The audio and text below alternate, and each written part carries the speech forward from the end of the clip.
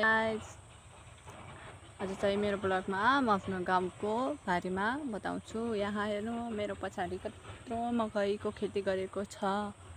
यो चाहिँ मेरो खेत हो। यहाँ यो हेर खेसारीको साग छ, यो धनिया छ, यो बङ्गला छ, यो केराउ छ। यो केराउलाई यसरी तुरेर अनि खान पनि मिल्छ के, यसरी गरेर।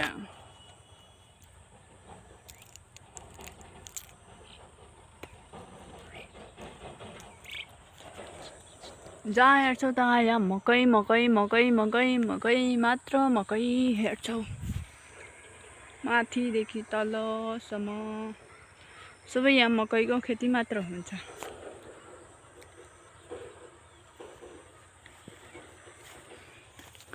यो आरी, यसलाई आरी भनिन्छ के, आरी हाम्रो भाषामा। यो मकै हो, यो लसुन हो, यो मेरो लसुन हो।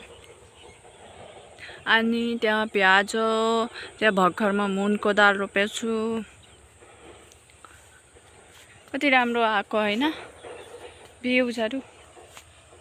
अनि फाइनली बाइ बाइ।